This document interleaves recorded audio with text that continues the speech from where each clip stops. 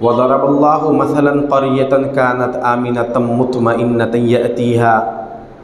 يأتيها رزقها رغدا من كل مكان فكفرت بأنعم الله فأذاقها الله لباس الجوع والخوف بما كانوا يصنعون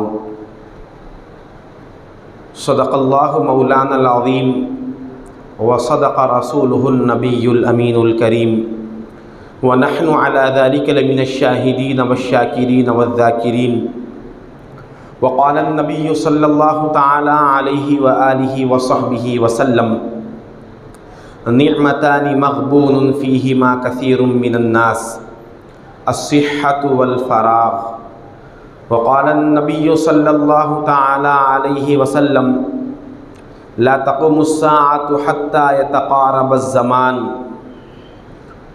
وتكون السنة كالشهر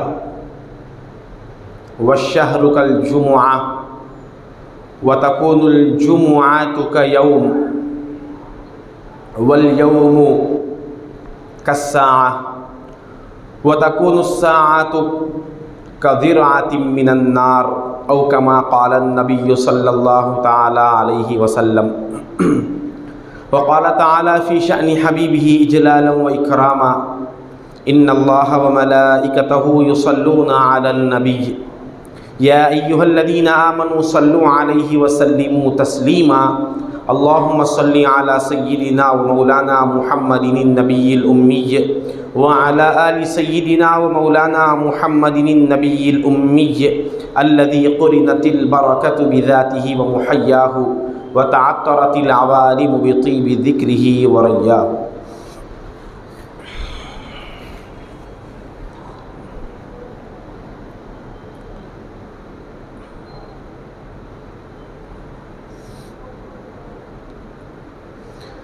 السلام علیکم ورحمۃ اللہ وبرکاتہ.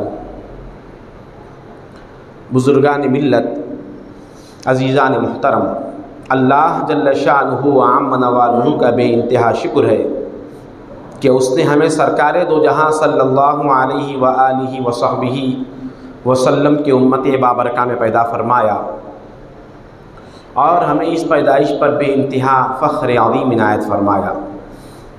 محترم بزرگ اور دوستو،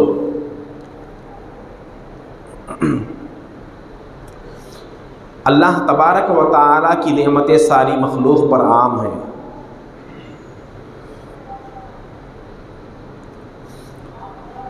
ہر نعمت اللہ تبارک و تعالیٰ کی حاجت روائی کی ایک صورت ہے.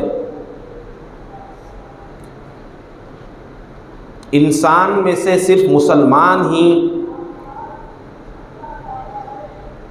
اللہ کا مربوب یا محتاج نہیں، بلکہ ہر انسان، بلکہ ہر ذی جان اللہ تبارک و تعالیٰ کی محتاج ہے اور ہر ایک کی ضرورت کو اللہ ہی پورا کرتا ہے.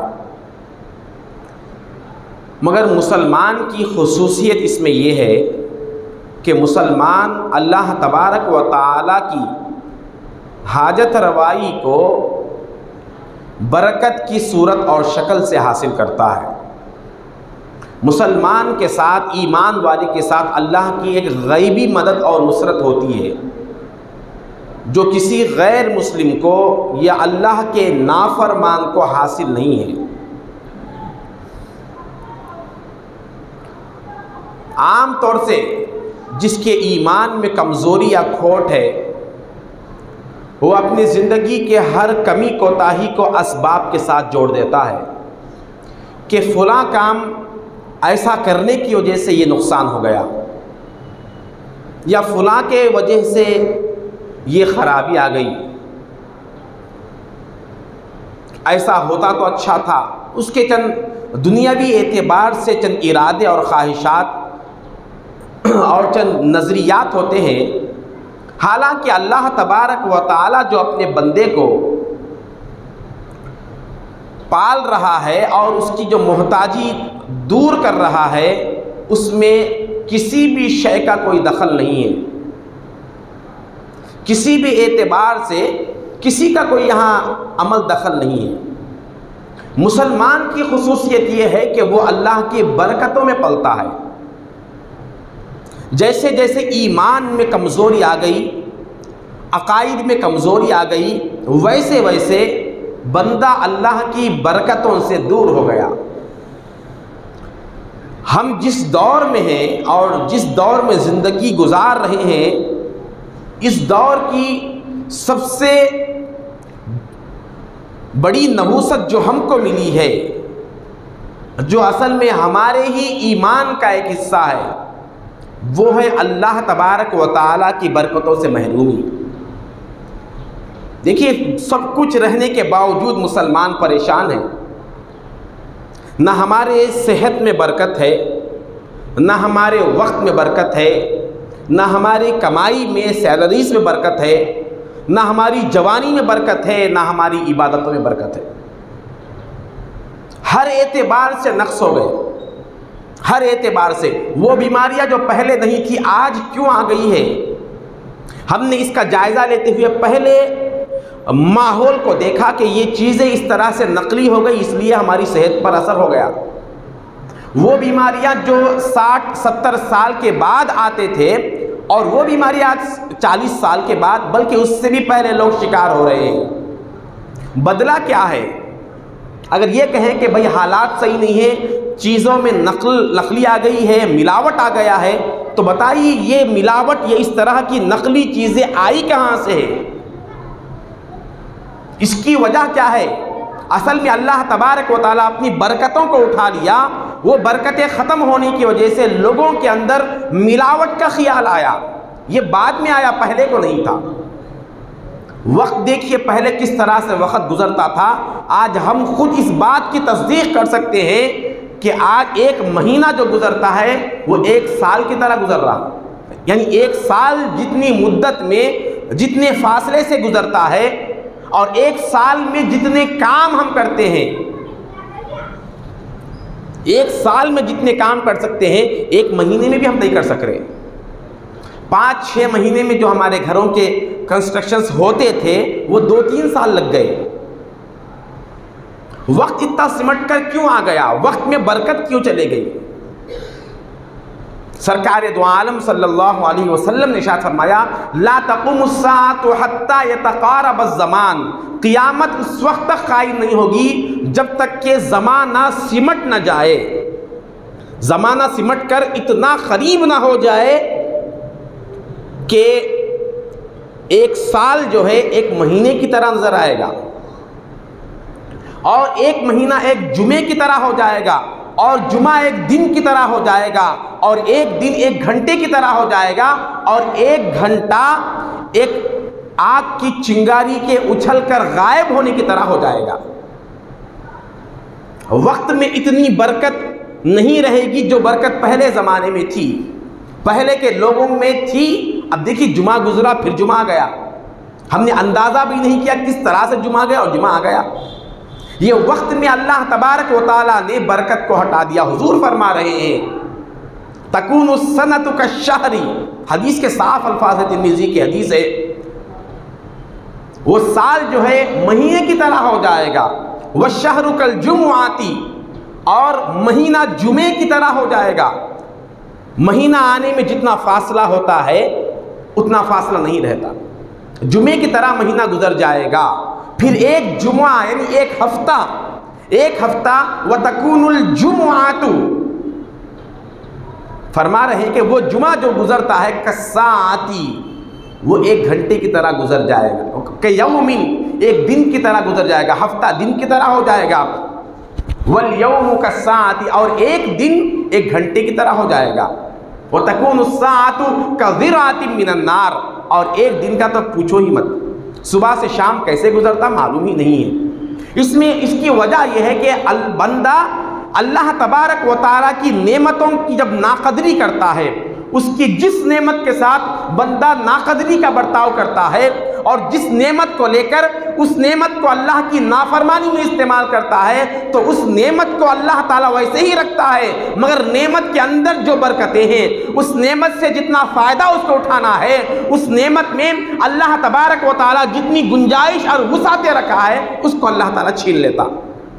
جس نعمت کے ساتھ بندہ نافرمانی کرتا ہے، نعمت کو لے کر اس کی فرمانبرداری میں اگر لگا جائے، جو نعمت اللہ کے منشا کے تحت استعمال ہوتی ہے، جو نعمت اللہ کے مرضی کے مطابق استعمال ہوتی ہے، اللہ تبارک و تعالی فرماتا ہے کہ ہم اس نعمت کے اندر یہ صلاحیت بڑھا دیں گے جو پہلے تھی۔ وَلَئِن شَكَرْتُمْ لَأَزِيدَنَّكُمْ، تم ہمارے نعمتوں کا شکر کرو تو ہم کیا کریں گے، اس نعمت کو بڑھا دیں گے۔ نعمت کو بڑھانے کا مطلب 1 کا 2 روپیہ نہیں ہو جاتا، بلکہ 2 روپے میں جو سہولتیں پوری ہوتی تھی، 2 روپے میں جو حاجتیں پوری ہوتی تھی، وہ 1 ہی روپے میں ہو جائے گی۔ برکت کا مطلب کسی چیز میں زیادہ ہو جانا نہیں ہے، برکت کا مطلب زیادہ ہو جانا نہیں ہے، بلکہ وہ چیز ہمارے ضرورت کے موافق ہو جائے۔ یہ برکت کا لفظ ہم عام استعمال کرتے ہیں، یہ عربی کا ورڈ ہے، اس کا لفظی معنی ورڈ ٹو ورڈ اگر اس کو ٹرانسلیٹ کریں گے تو یہ ہے کہ کوئی کسی چیز کا گھٹنوں پر بیٹھ جانا، اس کو عربی میں اصل میں برکت کہتے ہیں۔ ورڈ ٹو ورڈ معنی ایک ہوتا ہے، پھر بعد میں وہ ایک ٹرم کی صورت اختیار کر لیتا ہے، وہ ایک اصطلاح بن جاتا ہے۔ اب برکت کا جو لفظ ہے وہ اصطلاحاً ٹرم کی صورت میں استعمال کر رہے ہیں، حالانکہ اس کا معنی اگر دیکھیں گے تو یہ ہے کہ کسی چیز کا گھٹنوں کے بل بیٹھ جانا۔ اور ایک ٹرم بننے کے باوجود، اصطلاح بننے کے باوجود بھی اس کا جو حقیقی لفظی جو معنی ہے وہ معنی اس میں بھی شامل رہتا۔ جیسے نماز کا معنی ہے الصلاۃ، صلاۃ کا معنی ہم کیا لیتے ہیں، چند مخصوص افعال کے ساتھ ایک عبادت کرنے کو، یعنی قیام ہے، قرات ہے، رکوع سجدہ قاعدہ وغیرہ ہے، یہ سارے ملنے کے بعد ہم ایک نماز کا نام دیتے ہیں۔ حالانکہ نماز کا یہ ٹرم کے اعتبار سے ہے، اصطلاحی معنی ہے، اصل نماز کا جو لفظی معنی ہے وہ کیا ہے، ملنا، ملاقات کرنا، ملاقات کرنا، یہ اصل میں معنی ہے۔ صاد لام یا صاد لام واو، یہ 3 لفظ جب آتے ہیں تو عربی میں ملنے کے معنی پیدا ہو جاتے ہیں۔ اب نماز میں بندہ مولا سے ملتا ہے، اس لیے یہ نام نماز کو دیا گیا، مولا سے ملنے کی چیز ہے، ملانے کی چیز ہے، اس لیے یہ نام دیا گیا۔ تو برکت کا معنی عربی میں یہ ہوا اصل میں کہ گھٹنوں کے بل کسی کے سامنے بیٹھ جانا۔ اور یہ برکت اللہ تعالیٰ کہہ رہا ہے کہ ہم ہمارے فرمانبردار بندوں کو جو ہمارے نعمتوں کے ساتھ، ہمارے منشا کے ساتھ استعمال کرتے ہیں، ان کو ہم اپنی برکت سے مالا مال کریں گے۔ کہ مطلب یہ ہوا کہ ہماری مخلوق جو نعمت ہم تم کو دیے ہیں، اگر تم ہمارے فرمانبردار ہیں تو ہم اس چیز کو تمہارے سامنے اس طرح تابع کر دیں گے جیسا کوئی شخص گھٹنوں کے بل بیٹھ کر تمہارے تابع ہونے کا ثبوت دیتا ہے۔ کوئی شخص ہمارے سامنے گھٹنوں کے بل بیٹھ گیا، گھٹنوں پر بیٹھ گیا، تو اس کا مطلب یہ ہے کہ وہ مکمل سرنڈر ہو گیا، نہ اب اس کا کوئی اختیار ہے، نہ اب اس کی کوئی چاہت ہے۔ بندے کو بھی اللہ یہ کہہ رہا ہے کہ بندے تو میرے تابع ہو جا، میری نعمت کو لے کر میرے منشا کے ساتھ استعمال کر، میری نعمت کو لینے کے بعد میری مرضی کے تحت اس کو استعمال کر، تو ہم اس چیز کو تیرے تابع کر دیں گے، تو جیسے چاہے اس نعمت سے استفادہ کر سکتا ہے۔ ایک کام صبح سے شام تک جس انداز سے ہم کرنا چاہتے ہیں، آج یہ کام ہو جائے تو اچھا ہے، تو وہ کام ایک دن میں نہیں ہوتا، 2-3 دن بھی لگ جاتے ہیں تو نہیں ہوتا۔ وجہ کیا ہے؟ وجہ یہ ہے کہ ہم نے وقت کے ساتھ انصاف نہیں کیا، وقت بہت کم ہو گیا، وقت نہیں ہے بھائی، مصروف ہوں، کیا کر رہے ہیں، کیسے مصروف ہو گئے؟ وقت کو ہم نے نفس کے خواہش میں صرف کر دیا، اس لیے اللہ تعالیٰ وقت کی قدر و قیمت بندے کے اندر گھٹتا ہوا دیکھ کر اس میں اللہ کی جو وسعت تھی، جو برکت تھی، اس کو اللہ نے ہٹا دیا۔ وقت ضائع کر رہے نہیں کر رہے ہم؟ کتنے ایسے لوگ ہیں ہم میں سے، بولیں گے تو برا مانیں گے مگر حقیقت تو یہی ہے، بڑی بڑی عمر ہو جانے کے بعد بھی ابھی فون میں ویڈیو گیم کھیلنے کے عادی ہے، گیم کھیلنے کے عادی ہے۔ اب اس میں کتنا وقت گزر رہا ہے اس کا تو کوئی لحاظ نہیں۔ اب باہر نکلے تو یہ کہتے ہیں بھئی وقت کیسا گزرتا معلوم ہی نہیں، اور تم جیسے لوگوں کا وقت کیسا گزرتا معلوم ہی نہیں ہے۔ اے مسلمان ہیں، یہ وقت جو اللہ تبارک و تعالیٰ دیا ہے، اس کا حساب ہوگا۔ انسان کے ایک ایک سانس کو اللہ تبارک و تعالیٰ ایک ایک شیشی میں بند کر کے رکھے گا۔ قیامت کے دن جب وہ میزان پر جائے گا تو ایک ایک سانس سے بھری ہوئی شیشی کے اوپر سے ڈھاکن نکالے گا اور کہے گا کہ بندے میں نے فلاں دن فلاں سیکنڈ میں جو سانس تجھے دیا ہوں، تو نے اس سانس کو کس کے منشا میں استعمال کیا، تو کس کام میں استعمال کیا۔ ایک شخص کاروبار میں بیٹھا ہوا ہے، اب اس کی سانسیں چل رہی ہے اور اس کی نیت یہ ہے کہ میں اپنے اہل و عیال کے حقوق اور ان کی روزی روٹی کے لیے بیٹھا ہوں، تو وہ پھر بھی محفوظ رہے گا، پھر بھی وہ محفوظ رہے گا۔ وہ شخص جو بغیر کسی کام کے ویڈیو گیم کھیلنے کا فائدہ کیا ہے؟ فائدہ کیا ہے؟ صرف اس کا فائدہ تو نہیں ہے، نقصان یہ ہے کہ ذہن کی جو صلاحیتیں دوسرے جگہ استعمال کر سکتا تھا، وہ صلاحیتیں پورے کھپ گئی یہاں پر آ کر، وہ اسی تھوڑی سی اسکرین کی دنیا میں گم ہو کر رہ گیا۔ یہاں تو ستاروں سے آگے جہاں اور بھی ہے، ابھی عشق کے امتحان اور بھی ہے، اور یہ ہے کہ مسلمان رہتے ہوئے وقت کی قدر کرنا اس کے مذہب میں ہے۔ حضور نے فرمایا الوقت سیف ان لم تقطعہ یقطعک، ان لم تقطعہ یقطعک، وقت ایک تلوار ہے، اگر تم اس کو صحیح استعمال نہیں کرو گے، اس کو صحیح طور پر نہیں کاٹو گے، تو وہ دن بھی آئے گا کہ وہ وقت تمہاری گردن پر آ جائے گا اور تمہیں کاٹ دے گا۔ یہاں تک حضور نے وقت کی مثال تلوار، تیز دھاری تلوار کے ساتھ دی، اور اس کے ساتھ کھلواڑ ہو رہا ہے۔ غیر ضروری غب شپ میں تو ہمارا اتنا وقت لگ جاتا ہے، اس میں ہم چغلی کے لیے استعمال کرتے ہیں، غیبت کے لیے استعمال کرتے ہیں، ہمارے تو ہزاروں مسائل ہیں، ہمارا دل تو ابھی سیاہ ہے، ہماری زندگی کے ہزاروں مسائل ہم حل نہیں کر سکتے، دوسروں کے مسائل حل کرنے بیٹھے ہوئے۔ اب ایک صاحب ایسے ہیں، ان کا بیٹا صحیح نہیں، فیملی کے بہت سے پرابلمز ہیں، اور وہ بیٹھ کر اسٹیٹ لیول پہ غور کر رہے ہیں کہ بھئی آئندہ 5 سال کے بعد کون سی ایم آئے گا۔ تم اپنے گھر کو پہلے سنبھالو، اسٹیٹ کیسا سنبھلے گا، ریاست پہ کیسا حکومت آئے گی، وہ بعد میں دیکھو، تم اپنے چھوٹے سے گھر کے حد تک نہیں ہے۔ اب اس پر جو تبصرے کرتے ہوئے، تنقیدیں کرتے ہوئے بیٹھ کر وقت ضائع کر رہے ہیں، کیا یہ وقت کی برکت کو نکالنے کے برابر نہیں ہے؟ حضور نے ارشاد فرمایا نعمتانی، 2 ایسی نعمتیں ہیں مغبون فیہما کثیر من الناس، 2 ایسی نعمتیں ہیں جس کے بارے میں اکثر لوگ دھوکے میں ہیں۔ حضور نے یہاں دھوکے کا لفظ استعمال فرمایا، مغبون، بہت بڑے دھوکے میں ہے۔ اور دھوکے کے لیے عربی میں 2 لفظ استعمال ہوتے ہیں، ایک خداع، خدعون ایک ہے، اور ایک لفظ ہے غبن۔ خداع کہتے ہیں کہ ایسا دھوکا جو سامنے نظر آ رہا ہے مگر انسان مجبوری کی وجہ سے اس سے بچ نہیں سکتا، اس کے لیے عربی میں خداع کا لفظ استعمال ہوتا ہے۔ جنگ کو بھی عربی میں خداع کہتے ہیں، یعنی جنگ ایک ایسا دھوکا ہے جو سامنے نظر آتا ہے، یہاں پر جان و مال کا نقصان ہونے کا اندیشہ ہے اور وہ سامنے نظر آ رہا ہے، کوئی اچانک آ کر حملہ نہیں کیا بلکہ دشمن سامنے ہتھیار کے ساتھ ٹھہرا ہوا ہے۔ یہ ایک ایسا دھوکا ہے جو سامنے نظر آ رہا ہے، ایک ایسا دھوکا ہے جو نظر نہیں آتا، ایسا دھوکا ہے۔ حضور نے یہاں پر غبن کا لفظ مغبون استعمال فرمایا کہ بہت زبردست دھوکا ہے جو بظاہر نظر نہیں آتا مگر اس میں انسان بکثرت ملوث ہے۔ وہ 2 نعمتیں کیا ہیں؟ الصحت، تندرستی، والفراغ، اور وقت۔ اب بتائیے یہ حضور کا فرمان صحیح ہے یا نہیں ہے؟ 2 نعمتوں کے اعتبار سے اکثر لوگ دھوکے میں ہیں، وقت کو صحیح استعمال نہیں کرنے والا اور جوانی کو، تندرستی کو صحیح استعمال نہیں کرنے والا۔ بڑھاپے جب آ گیا تو بہت سی بیماریاں آ گئی، یا اس سے پہلے جب بھی بیماری آ گئی پہلے اس پر تو ہم افسوس کرتے ہیں، کبھی یہ کیوں نہیں سوچتے کہ جس وقت اللہ نے صحت دیا اس وقت ہم نے اس صحت کا کتنا فائدہ اٹھایا۔ صحت جب ملی تھی تو صحیح فائدہ نہیں اٹھائے، اب بیماری مل گئی تو اس کا رونا رو رہے ہیں۔ اللہ تعالیٰ یہ کہہ رہا ہے، یہ پوچھا کہ بندے جب میں تجھے صحت دیا تھا تو اس وقت تو کیا کر رہا تھا، اس کا تو نے کیسا استعمال کیا؟ جس وقت صحیح استعمال نہیں کیا وہ استعمال صحیح نہیں ہونے کی وجہ ہے۔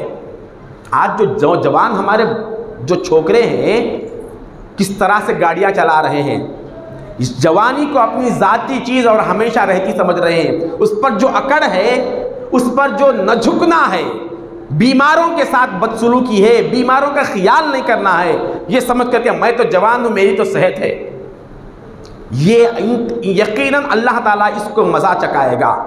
جو بندہ کسی کمزور کو دیکھ کر یا کسی بیمار کو دیکھ کر اس کے ساتھ اس کی بیماری کو نظر انداز کر دے اور اس بیماری کو دیکھ کر یا اس بیمار کو دیکھ کر عبرت حاصل نہ کرے تو اللہ تعالیٰ یقیناً اس میں ملوث کرے گا۔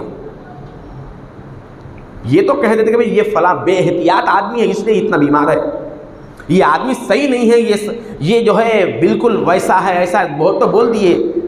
یہ کیوں نہیں سوچے کہ اس کو جو بیماری دیا ہے وہی پروردگار مجھ کو صحت دیا ہے، مجھ کو بھی بیماری دے سکتا ہے۔ دو نعمتیں سرکار دو عالم فرما رہے کہ اس کے اعتبار سے بہت دھوکے میں ہیں۔ صحت کا صحیح استعمال نہیں کرنا، صحت کا صحیح استعمال نہیں کرنا۔ اچھی صحت ہے، چل کے گھر سے مسجد کو نہیں آ سکتے، کون سا بڑا پہاڑ ٹوٹنے والا ہے کہ درمیان میں دشمن تلوار لے کر کھڑے ہوئے ہیں۔ صحابہ کا جو دور تھا، جو دور صحابہ کرام رضی اللہ عنہم اجمعین کا تھا، بعض صحابہ کے قبیلے یہودیوں کے قبیلے سے گزرتے تھے، بعض صحابہ کا گھر یہودیوں کے محلوں سے گزر کر جانا پڑتا تھا۔ حضور نے فرمایا کہ تم اپنی نمازوں کو گھر میں ہی پڑھ لو، مسجد تک مت آؤ۔ ان کو یہ اجازت تھی، مگر جب نماز کا وقت آتا تو وہ بے چین ہو جاتے تھے کہ ارے ایسی جان رکھ کر کیا کریں گے جس جان کے رہتے ہوئے ہم سرکار دو عالم صلی اللہ علیہ وسلم کی میٹھی آواز میں اللہ کا کلام نہ سن سکے، مرے تو مر جائیں گے، اچھا ہے ایسا مرنے سے، گھر میں رہ کر ہم اپنے گھر میں پڑھ لیں گے۔ اس طرح کی ہزاروں نمازیں کسی کام کی نہیں ہیں، وہ نماز جو آقا دو جہاں صلی اللہ علیہ وسلم کے پیچھے پڑھی جاتی ہے، قدر ان کی تھی۔ حضور نے فرمایا بشر المشائین فی الظلم، اللہ تبارک و تعالیٰ کی طرف سے بشارت ہے ان چلنے والوں کو جو راتوں میں چلتے ہیں، عشاء اور فجر میں جو چل کر آتے ہیں، بالنور التام یوم القیامہ، قیامت کے دن اللہ تبارک و تعالیٰ ان کو مکمل نور عطا کرے گا۔ ساری دنیا دیکھ کر حسرت کرے گی کہ یہ کون ہے جن کو اتنا نور ملا ہے، گویا کہ چاند کو اللہ تبارک و تعالیٰ ان کی ہتھیلی میں رکھ دے گا۔ وہ میں نعمت اللہ تعالیٰ عطا کریں گے۔ ہم صحت کے ساتھ کیا کر رہے ہیں؟ جب صحت ملی کو تو ہم اپنے پورے زندگی کا صبح سے شام تک کا وقت کس میں لگا رہے ہیں؟ خیر، بات یہ آج عرض کرنا ہے کہ اللہ تبارک و تعالیٰ کی برکت چھن جانے کی وجہ ہے جو آج ہم سب کچھ رکھنے کے باوجود بھی پریشان ہیں۔ اسی لیے قرآن کریم میں اللہ نے فرمایا برکت کا مطلب کچھ کمی نہیں ہوگی، سیلری بڑھتے جائے گی۔ 1,00,000 روپے سیلری رکھنے والا بھی پریشان کیوں ہے؟ اس کی ضرورتیں پوری کیوں نہیں ہو رہی؟ اور وہ رکھنے کے باوجود ضرورت پوری ہو رہی ہے بھی تو پریشان ہے وہ۔ اب جتنے امپلائز ہیں آپ دیکھ لیجئے، میں جانتا ہوں اس لیے میں اپنے نظر میں رکھ کر کہہ رہا ہوں، جیسے ہی کسی سرکاری نوکری ان کو مل جاتی ہے تو چند دن کے بعد جہاں سے ان کو لون کی سہولت ملتی ہے فوراً لون لے کے یا گھر بنانے یا کوئی اور انویسٹمنٹ میں لگ جاتے ہیں، نتیجتاً ان کا ماہانہ وہ جو تنخواہ ہے سیلری ہے کٹتی ہوئی جاتی ہے۔ جب ان سے پوچھا جائے گا بھائی تمہاری اتنی بڑی سیلری ہے پریشان کیوں ہے؟ بھائی کہاں کی سیلری، آدھی تو لون میں چلے گئی۔ کیوں گئی آدھی لون میں؟ وہ جو لون آپ نے لیا ہے خواہش کے لیا ہے یا حاجت کے لیے لیا ہے ہم نے؟ یاد رکھیے بندہ جب کبھی بھی حاجت کو چھوڑ کر خواہش کے لیے کوئی کام کرتا ہے اللہ کی مدد اس سے دور ہو جاتی۔ خواہش اور حاجت کا مطلب 100 روپے میں ہمارا کام ہو سکتا اور اچھی طرح سے ہو سکتا، لیکن 200 روپے میں ہم اس کام کو کر رہے ہیں۔ 400-500 میں بہترین چپل مل جاتی ہم کو، لیکن کہیں کسی پارٹی میں کسی کو دیکھے کہ اس کے پاس فلاں چپل تھی، میری تو اتنی حیثیت نہیں جتنی اس کی حیثیت تھی، لیکن ویسی چپل پہننے کی یہ خواہش ہے یا حاجت ہے؟ حاجت یہ ہے کہ میرا پیر گندگی سے یا نوکیلے پتھروں سے محفوظ ہو جائے، یہ حاجت ضرورت ہے۔ خواہش یہ ہے کہ چپل اس ماڈل کی ہو یا اس کمپنی کی ہو۔ جب ادھر جاتا ہے بندہ تو اس میں اب 400 میں ہماری ضرورت پوری ہو سکتی تھی، مگر 800 روپے لگا دیے، یہ 400 روپے ہمارے لیے بے برکتی شمار ہوں گے، اور وہ جو چپل خریدے ہیں اب اس میں برکت نہیں رہے گی، اس کے پہننے کے بعد اس سے جو فائدہ اٹھانا تھا وہ فائدہ ہم اٹھا نہیں سکتے۔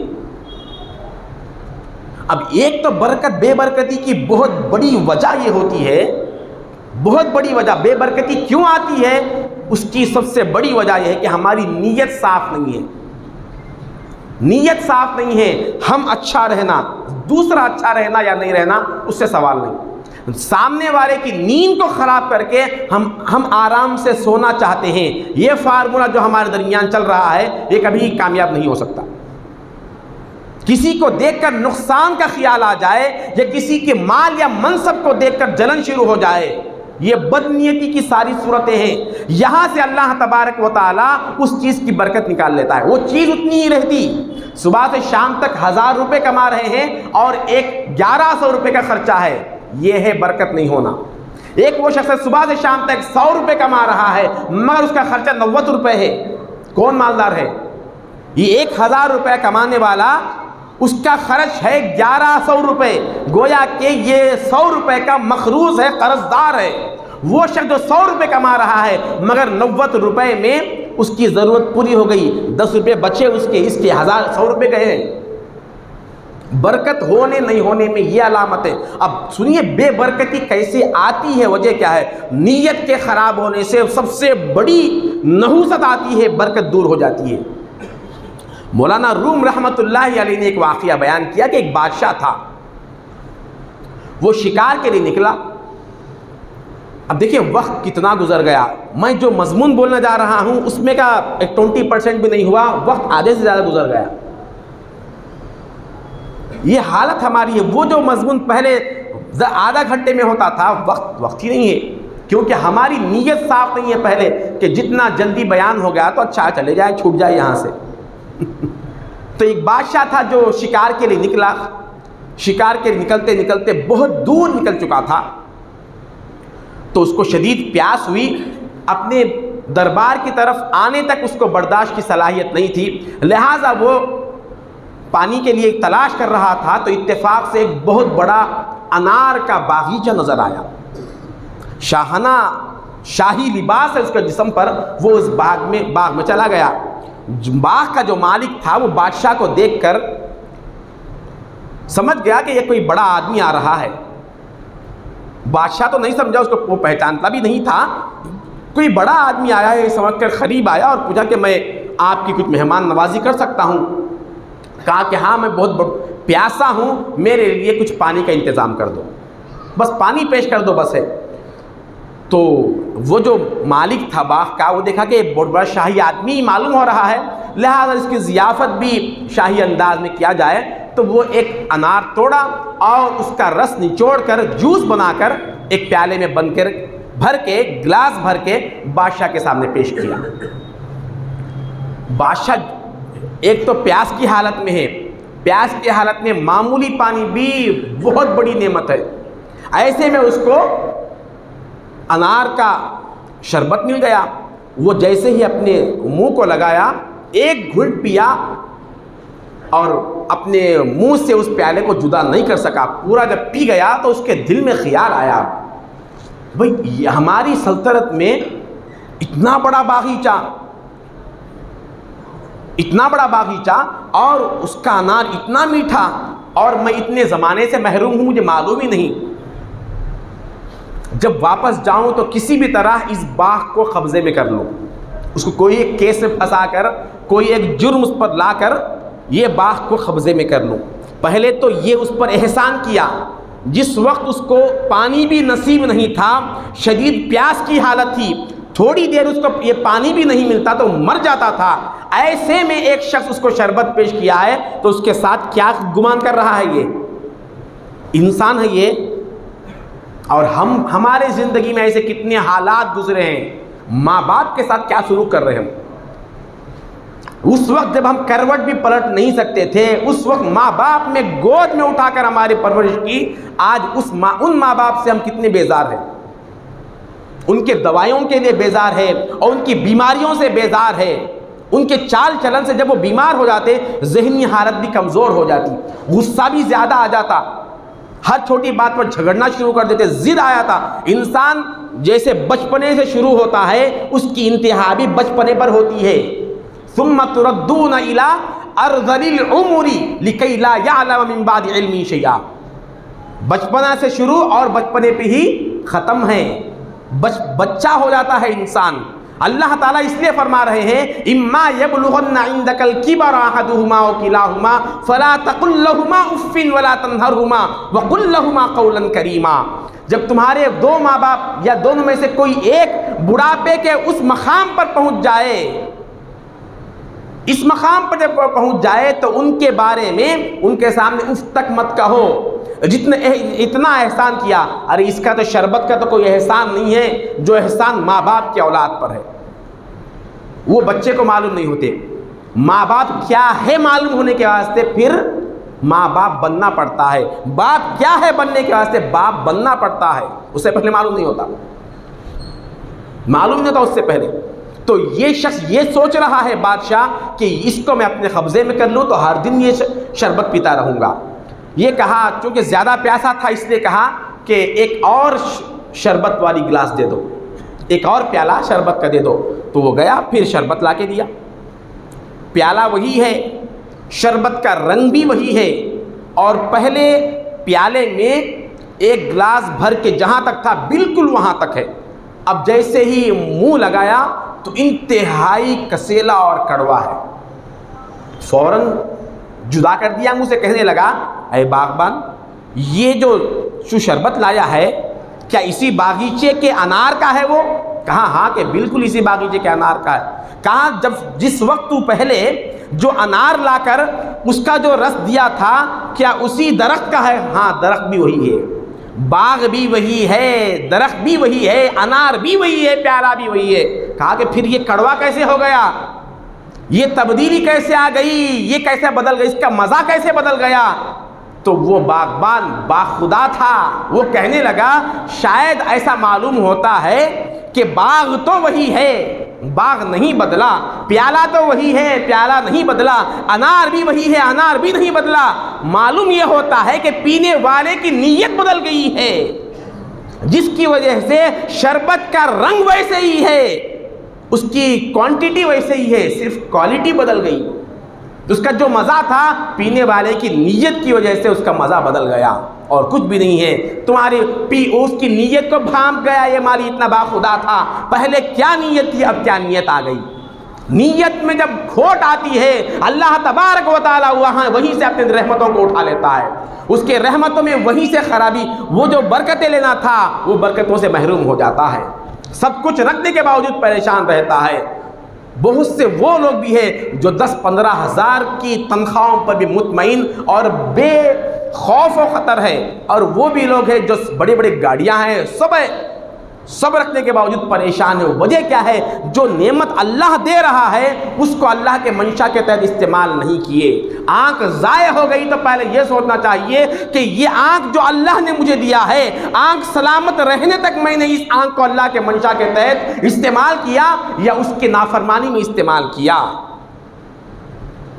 آج بتائیے، سرکار دو عالم صلی اللہ علیہ وسلم نے ارشاد فرمایا، حضور نے ارشاد فرمایا کہ میری امت پر اللہ تبارک و تعالی زمانے آخر میں رزق کو کھول دے گا، اس کے باوجود بھی انہیں اللہ کی ذات پر بھروسہ نہیں ہوگا، اللہ کی ذات پر اس کے باوجود بھروسہ نہیں ہوگا۔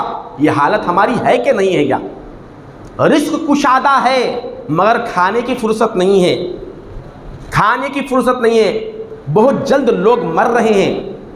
پہلے اس طرح کے اموات نظر نہیں آتے تھے، اس زمانے میں 2-3 سال میں علماء کی بہت زیادہ وفاتیں ہوئی ہے۔ وجہ کیا ہے؟ لوگوں کے اندر اہل علم کی قدر ختم ہو گئی، اس لیے اللہ تعالیٰ ان نعمتوں کو اٹھا لیا، اب ان کو ضرورت ہی نہیں ہے۔ اب رزق کا عالم دیکھیے، ہمارے پاس بہت بینک بیلنس ہے مگر کھانے سے محروم ہے، شوگر کی بیماری یا فلاں بیماری۔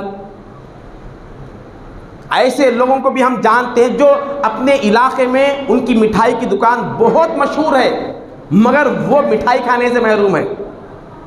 کون محروم کیا اس سے؟ کیوں محروم ہو گئے؟ وجہ یہ ہے کہ ہم نے رزق کے ساتھ ناقدری کی. کتنا کھانا ہم کھاتے ہیں اور کتنا پھینکتے ہیں، کتنا پھینکتے ہیں. حضور نے فرمایا تم جتنا کھانا کھاتے اس میں سے ایک دانہ ایسا ہوتا ہے جس پہ اللہ تبارک و تعالیٰ کی برکت ہوتی ہے. اگر تم اس دانے کو کھا لیے تو اللہ تبارک و تعالیٰ کی مکمل برکتیں تم کو حاصل ہو جائے گی. شیطان یہ کوشش کرتا ہے کہ کسی بھی طرح سے اس ایک دانے کو تمہیں کھانے سے روک دیا جائے. اب شادیاں دیکھیے، وہ جو بگونا صاف کرتے اس میں آخر میں اتنا کھانا بچا رہتا ہے کہ 10 آدمی آرام سے کھا سکتے ہیں. اس کو دھو کے موہری میں بہا دیتے ہم. نہیں ہو رہا ایسا. آپ ادھر نہیں، آپ حیدرآباد ممبئی اس طرف جائیے، کھاتے کم پھینکتے ہم زیادہ ہے. اس سے ہوتا کیا، کھانا تو بڑھے گا، ہوٹل سے بہت زیادہ لگتے رہیں گے، مگر ہمارے اندر کھانے کی جو صلاحیت ہے اللہ تعالیٰ وہ ختم کر دے گا. برکت کا مطلب یہ ہے کھا نہیں سکتے، اگر کھائیں گے تو مہلک بیماریاں آئیں گی، مہلک بیماری آ گئی. جو نعمت ہم اللہ تبارک و تعالیٰ کی لے کر غلط استعمال کریں گے اس سے اللہ تعالیٰ اس طرح دور کر دے گا. نعمت وہی رہے گی جیسے شربت وہی ہے، مگر اس کا مزہ اللہ تبارک و تعالیٰ اٹھا لیا ہے. وقت برابر ہے، دن کے وہی 24 گھنٹے ہیں، مگر 24 گھنٹے جو پہلے گزرتے تھے ان 24 گھنٹوں میں ہم جتنے کام کر سکتے ہیں 24 گھنٹے آج بھی ہے، مگر وہ کام نہیں ہو رہے. ہفتے میں وہی 7 دن ہے، مگر پہلے 7 دن میں جتنی برکت ہوتی تھی آج اتنی برکت نہیں ہے. مال وہی ہے، وہ مال میں جتنے کام ہوتے تھے اتنے کام ہمارے نہیں ہو رہے. وجہ یہ ہے کہ ہم نے اللہ کی نعمتوں کے ساتھ بے حرمتی کی، ناقدری کی ہے. اسی لیے قرآن کریم نے اس پر ایک زبردست انداز میں بیان کیا. کیا کہہ رہا ہے قرآن؟ وَضَرَبَ اللَّهُ مَثَلًا قَرْيَةً كَانَتْ آمِنَةً مُطْمَئِنَّةً. میں تمہیں ایک بستی کی مثال دیتا ہوں. اللہ نے ایک بستی کی مثال دی، کانت آمنۃ مطمئنہ، جس میں امن بھی تھا اور اطمینان بھی تھا. کیا کہہ رہا ہے قرآن؟ سکون سب سے بڑی نعمت ہے دوست. سکون دل سب سے بڑی نعمت ہے. سکون دل سب سے بڑی نعمت ہے. بیوی سے پریشان، کیوں پریشان؟ ایسی ہے ویسی ہے، اس کی عادت ایسی ہے. پہلے یہ بتاؤ جس وقت آپ اس لڑکی سے شادی کرنے گئے اس کے اندر اخلاق یا دینداری کو دیکھ کر اس کے طرف آگے بڑھے یا مال و دولت یا حسن و جمال کو دیکھ کر آگے بڑھے؟ ہماری چاہت ہی نہیں تھی. ہماری چاہت یہ تھی کہ اس سے کروں گا تو اتنا جہیز آئے گا، اتنا پیسہ آئے گا، یہ گھر یہ پراپرٹی آئے گی. ہماری نیت میں خود سکون نہیں تھا، ہماری نیت میں سکون نہیں. اب بعد میں جب سکون کی ضرورت پڑی، یہ سکون کی چیز ہے، سکون دل کے لیے اس کو لایا گیا ہے. قرآن کہہ رہا ہے کہ نکاح میں ہماری نشانی یہ ہے، اس کا مقصد یہ ہے. ہمارے پاس نکاح کے الگ الگ مقاصد ہے. قرآن کہہ رہا ہے لِتَسْكُنُوا إِلَيْهَا وَمِنْ آيَاتِهِ أَنْ خَلَقَ لَكُم مِّنْ أَنفُسِكُمْ أَزْوَاجًا لِتَسْكُنُوا إِلَيْهَا. نکاح کا جو فائدہ ملتا ہے مرد کو وہ کیا ہے؟ تاکہ تم سکون اختیار کرو. وَجَعَلَ بَيْنَكُم مَّوَدَّةً وَرَحْمَةً. اس کے بعد تمہارے اندر تمہاری محبت جو ہوتی ہے، تمہیں محبت کے خوشبو کو لینے کی اللہ تبارک و تعالیٰ نعمت اس میں رکھا ہے. ہمارے اندر یہ جو 2 نعمتیں بھی نہیں ہیں، 2 بھی ہم نے اختیار نہیں کی. اب جب بیوی سے ہیڈ ایک ہو گیا، سر میں درد ہو گیا تو شکایت کرنے لگے کہ ہماری نیت ہی خراب تھی پہلے سے، اس لیے اللہ تعالیٰ اے بندے تو چاہا ہی نہیں تھا، تجھے تو مال کی چاہت تھی، دولت کی چاہت تھی، تجھے تو حسن کی چاہت تھی. رنگ کو دیکھ کر گر گئے. اتنی کم عقل ہو گئی، وہ رنگ 10 سال کے بعد دوسرے رنگ میں تبدیل ہونے والی ہے. اس پر بھی پڑھا لکھا ہے، سب کچھ ہے، بعض تو بڑے بڑے باتیں کرنے والے ہیں، مگر یہاں آ کر اتنی کم عقلی کیے. اللہ تعالیٰ فرما رہا ہے کہ ایک ایسی بستی جس میں امن ہے اور اطمینان ہے. امن کا مطلب باہر کوئی جھگڑا نہیں، باہر کا سکون. امن کا مطلب اطمینان، طمانینت کا مطلب یہ ہے کہ وہ اندرونی سکون. باہر کا سکون ہم اچھے رہنا اور ہمارے بازو والے بھی اچھے رہنا. دوست ہم اچھے ہیں، ہمارا گھر پرسکون ہے، بازو شرابی کا گھر ہے تب بھی نیند نہیں آئے گی ہم کو، اس کے بھی ذمہ دار ہم ہی ہیں. یَأْتِیہا رِزْقُہا رَغَدًا مِّن کُلِّ مکان. ان کو اللہ تبارک و تعالیٰ کا رزق بالکل فراغت کے ساتھ مل رہا ہے. ایک ایسی بستی جہاں اللہ نے اطمینان بھی رکھا، امن بھی رکھا اور رزق کے سارے دروازے کھول کے رکھا. فَكَفَرَتْ بِأَنْعُمِ اللَّهِ. تو ان بستی والوں نے کیا کیا؟ ان بستی والوں کی مثال دے کر کہہ رہا ہے انہوں نے اللہ کی نعمتوں کے ساتھ ناشکری کی، اس امن کو انہوں نے امن نہیں سمجھا، اس کو بڑی دولت نہیں سمجھا۔ تو اللہ تبارک و تعالیٰ نے پھر ان کو کیا بدلا دیا؟ فَكَفَرَتْ بِأَنْعُمِ اللَّهِ فَأَذَاقَهَا اللَّهُ لِبَاسَ الْجُوعِ وَالْخَوْفِ۔ تو اللہ تعالیٰ نے ان کو دو لفظ استعمال فرمایا۔ دیکھیے آج کے زمانے میں میچ ہو رہے ہیں، دیکھیے دو لفظ فرمایا، فَأَذَاقَهَا اللَّهُ لِبَاسَ الْجُوعِ وَالْخَوْفِ۔ اللہ تعالیٰ ان کو خوف اور بھوک کا لباس پہنا دیا، خوف اور بھوک کا لباس، بما کانوا یصنعون، ان کے کرتوتوں کے سبب ایسا ہوا۔ دو خوف اور کمی کچھ نہیں ہوئی، سیلریز کم نہیں ہو گئے، کمائی کم نہیں ہوئی، جائیداد کم نہیں، جائیداد تو بڑھتے جا رہے ہیں۔ کل سے آج ہم اچھے ہیں، کل کی تنخواہ کم ہے، آج کی تنخواہ زیادہ ہے، لیکن کل اتنے پریشان نہیں تھے جتنے آج پریشان ہیں۔ ترقی پر ہے یا تنزل پہ ہے؟ تنزل پہ ہے یا ترقی پہ ہے؟ ہم خود اندازہ کر سکتے ہیں۔ دو چیزیں، اس کو بھوک کا مزہ چکا ہے، لباس پہنائے گا۔ اللہ نے فرمایا لباس کا مطلب یہ جو قرآن استعمال کر رہا ہے ورڈ، کہ ہم ان کو بھوک کا لباس اور خوف کا لباس پہنائیں گے۔ بھوک کا تعلق تو صرف پیٹ سے ہی ہے نا، لباس کا مطلب یہ ہوتا ہے کہ لباس انسان کے سارے وجود کو گھیر لیتا ہے۔ تو لباس کا لفظ استعمال کر کے یہ سمجھانا چاہتا ہے کہ میں تمہارے جسم کے ہر حصے کو بھوک کا مزہ چکاؤں گا اور ہر حصے کو خوف کا مزہ چکاؤں گا۔ تم ہر طرف سے خوف میں مبتلا رہو گے، تم خاندان کے اعتبار سے خوف زدہ ہوگے، تم رزق کے اعتبار سے خوف زدہ ہوگے، تم حکومتوں کے اعتبار سے خوف زدہ ہوگے، تمہارا دن خوف سے خالی ہوگا نہ رات خوف سے خالی ہوگی۔ اس طرح کے خوف میں ہم تم کو مبتلا کریں گے۔ اور بھوک کا جو مزہ چکانے کا کہا ہے اللہ تبارک و تعالیٰ، سب رہ کر کسی چیز کو استعمال نہیں کر سکتے۔ کتنے ایسے لوگ ہیں جنہوں اپنے اولاد کو پڑھایا۔ ایک مشورہ میں دے رہا ہوں، اگر سمجھ میں آئے تو لیجئے، اولاد کو اس حد تک آگے نہ بڑھائے کہ وہ آگے چل کر آگے ہی بڑھ جائے اور آپ کو پیچھے چھوڑ دے۔ اتنے آگے بڑھ جائے کہ آپ کو پیچھے چھوڑ ہی دے پھر وہ تعلیم نہیں ہے دوست۔ تعلیم علم وہ ہے جو پڑھنے کے بعد اولاد کو معلوم ہو کہ ماں کا مقام کیا ہے، اس کو یہ شعور بیدار ہو کہ باپ کا مقام کیا ہے، بڑے کا مقام کیا ہے، چھوٹے کا مقام کیا ہے، اللہ اس کے رسول کا مقام کیا ہے۔ جس کو علم ہم کہتے ہیں وہ ہمارے پاس یہ ہے کہ یہ اچھا کمانے والا بن جائے، اس کی پراپرٹیز بڑھ جائے، بس وہ ایسا ہی بنے، وہ انسان نہ بنے، انسان بنے یا نہ بنے، بس وہ اتنا کمانے والا بن جائے۔ اس میں ہم سکون کو تلاش کر رہے ہیں۔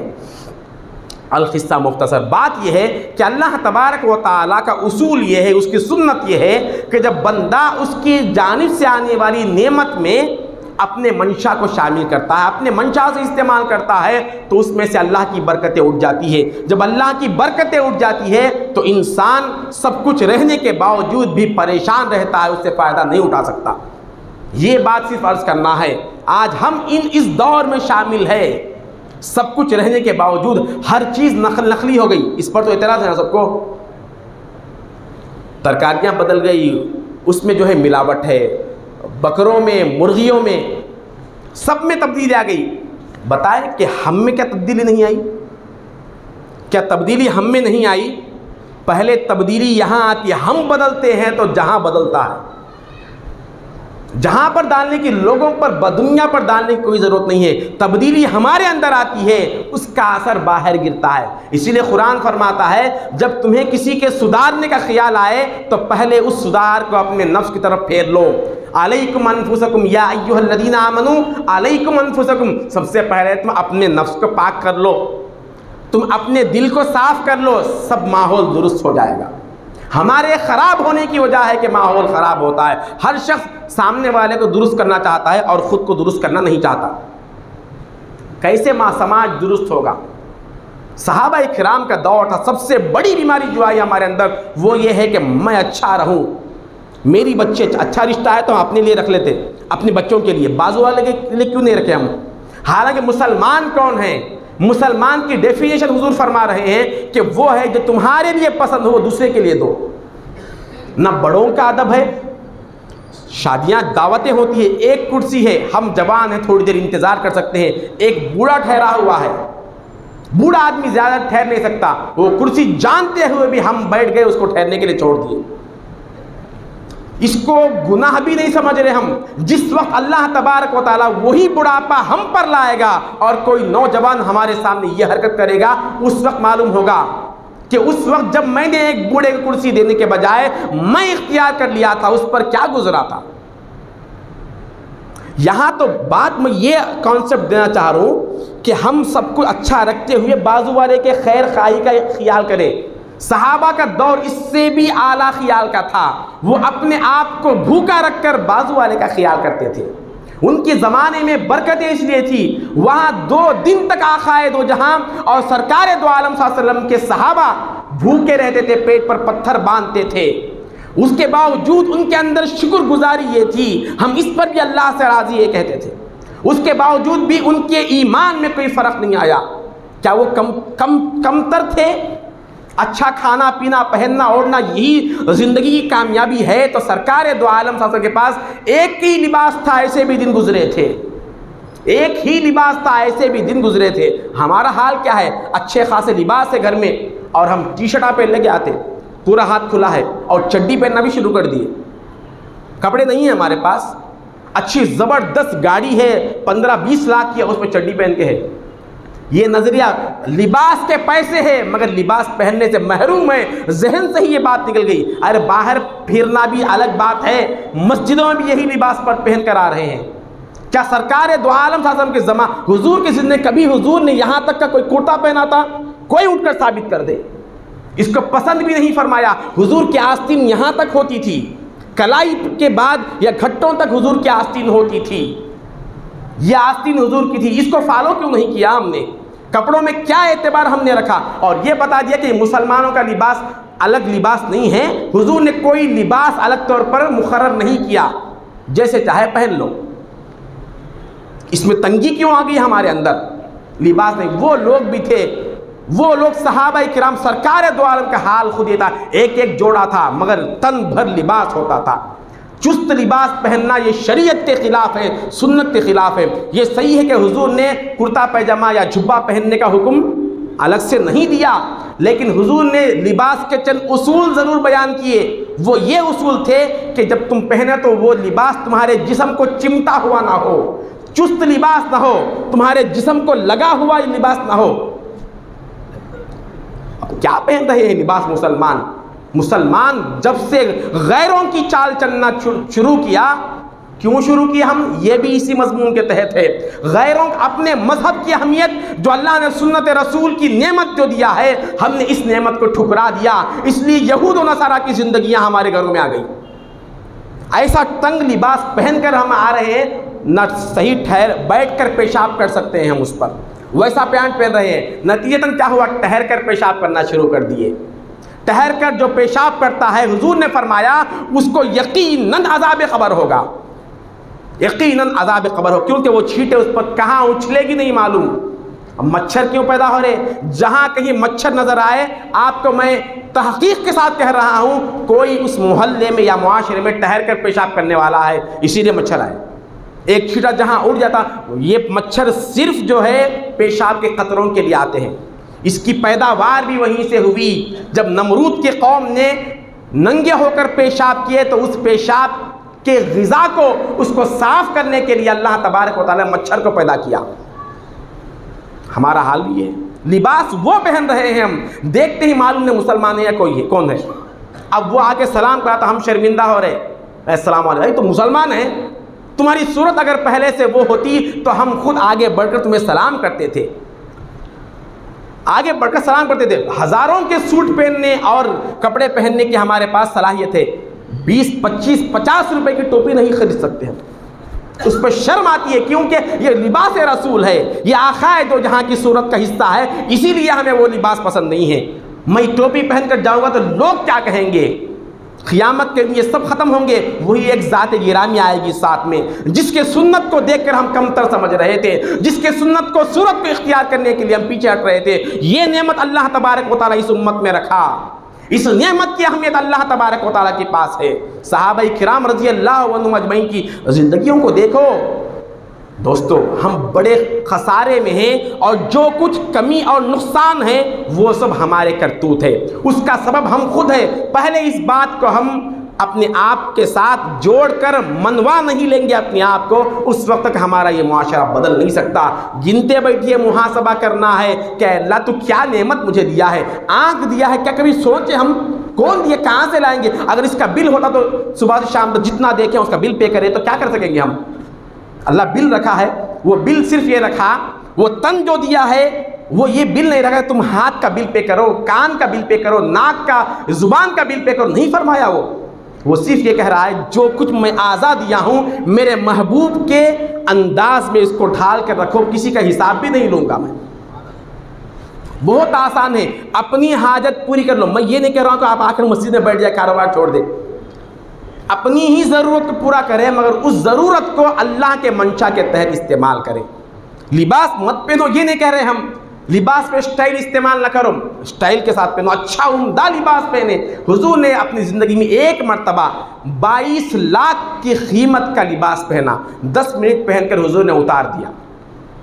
یہ ایک روایت ہے، یمن سے ایک جبہ آیا تھا، بات ختم کر رہا ہوں، ایک لباس آیا تھا بہت قیمتی تھا، 22 لاکھ روپے تھے، 10 منٹ کے لیے حضور نے پہنا، ایک نماز کا وقت بھی نہیں گزرا تھا، اتار کر ایک صحابی کو حضور نے ہدیے میں دے دیا اور بتایا میں اس لیے پہنا ہوں تاکہ میری امت کا کوئی شخص بہترین اور قیمتی فاخرہ لباس پہننے کا عادی ہو تو اس کو بھی میری سنت مل جائے، اور اس لیے اتار کر دے دیا تاکہ میری غریب امت کے دل کو دھکا نہ لگے، اس لیے یہ اتارا نہیں۔ غریب چونکہ زیادہ ہوتے ہیں اس لیے میں غریبی کا لباس زیادہ استعمال کیا، اور کوئی امتی اپنے اندر چاہے تو وہ حلال طریقے سے عمدہ لباس پہن سکتا ہے۔ عمدہ کھانا بھی حضور نے کھا کر دکھایا اور غریبی کا کھانا بھی کھایا، لیکن جو بھی کھایا حلال کھا کر دکھایا۔ آپ روزانہ بریانی کھائیے، اسلام میں کوئی ایسا مسئلہ نہیں ہے کہ آپ روزانہ بریانی مت نہیں کھانا ہے، یہ خلاف ہے سنت کے، اس سے گناہ گار ہوں گے، ایسا نہیں ہے، برابر کھائیے، مگر جو کھا رہے وہ اس کو حلال طریقے سے لے، یہ اسلام کہتا ہے، اللہ اس کے رسول کا منشا یہ ہے۔ اپنی بات کو ختم کرتے ہوئے اللہ پاک سے دعا کرتا ہوں کہ اللہ جو کچھ کہا گیا سنا گیا عمل کی توفیق عطا فرما، ہمارے حال کو لطف و کرم فرما۔ تجھے واسطہ ہے تیرے حبیب پاک صلی اللہ علیہ وسلم کا، وآخر دعوانا ان الحمد للہ رب العالمین۔ السلام علیکم ورحمۃ اللہ وبرکاتہ۔